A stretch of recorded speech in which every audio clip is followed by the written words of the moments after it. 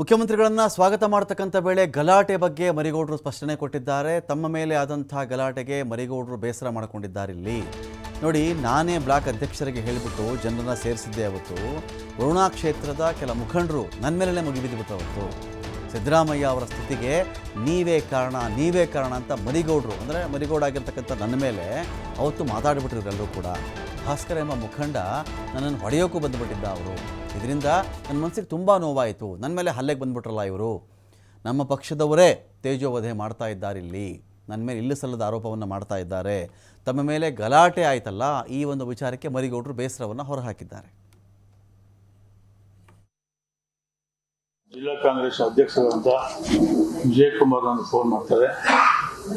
ನಾಳೆ ಮುಖ್ಯಮಂತ್ರಿಗಳು ಬರ್ತಾ ಇದ್ದಾರೆ, ತೀರ್ಪಾದ ನಂತರ ಮೈಸೂರಿಗೆ ಬರ್ತಕ್ಕಂಥ ಸಂದರ್ಭದಲ್ಲಿ ನಾವು ಜಾಸ್ತಿ ಜನ ಇದ್ದು ಅನುಕೂಲ ಆಗುತ್ತೆ, ಸೇರಿಸಕ್ಕೆ ವ್ಯವಸ್ಥೆ ಮಾಡಬೇಕಾಗತ್ತೆ ಅಂತ.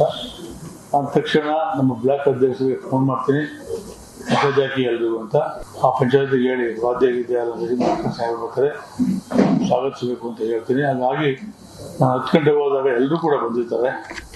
ಆ ನಮ್ಮ ಮುಖಂಡಗಳನ್ನ ಅವರೆಲ್ಲರೂ ಕೂಡ ಮಾತಾಡ್ತಾ ಇದ್ದಂಥ ಸಂದರ್ಭದಲ್ಲಿ ವರ್ಣಾ ಕ್ಷೇತ್ರದ ಕೆಲವು ಮುಖಂಡರು, ನಮ್ಮ ಪಕ್ಷದ ಮುಖಂಡರು, ಭಾಸ್ಕರ್ ಅಂತ ಒಬ್ಬ ನಮ್ಮ ಪಕ್ಷದ ಹಿರಿಯ ಸದಸ್ಯರು ಏಕಾಏಕಿಗೆ ಬಂದು ನನ್ನ ಮೇಲೆ ನಿಮ್ಮಿಂದ ಇದು ಆದ ಸಿದ್ದರಾಮಯ್ಯ ಕೇಸ್ ಆದ್ರು, ನೀವೇ ಇದಕ್ಕೆ ಕಾರಣ ಅಂತೇಳಿ ನನ್ನ ಹೇಳಿ ಮಾಡ್ತಾರೆ. ಆಗ ಒಬ್ಬ ಸಂಬಂಧಪಟ್ಟ ಪೊಲೀಸ್ನವರು, ನಾವು ಆ ಪೊಲೀಸ್ನವ್ರು ಕರೆದು ನನ್ನ ಬನ್ನಿ ಆ ಕಡೆ ತಿಳಿಸ್ಕೊಡಿ ನಿಮ್ಮವ್ರನ್ನ ಅಂತ, ನಿಮ್ಮ ಮಾತು ಕೇಳ್ತಾರಂತ ನಾವು ಹೇಳಿ ಹಿಂಗಾಯ್ತಾರೆ ಸಾರಿ ಅಂತ ಪರವಾಗಿಲ್ಲ ಬಿಡಿ ಅಂತ ಹೇಳ್ಬಿಟ್ಟು ಏನು ಮುಖ್ಯಮಂತ್ರಿಗಳು ಬರ್ತಾ ಇದ್ರು, ಅದು ನ್ಯೂಸೆನ್ಸ್ ಕ್ರಿಯೇಟ್ ಆಗ್ಬಾರ್ದು ಅಂತೇಳಿ ನಾನು ಸಭೆಯಿಂದ ಅಲ್ಲಿಂದ ನಡೀತೇವೆ ಹೊರಗಡೆ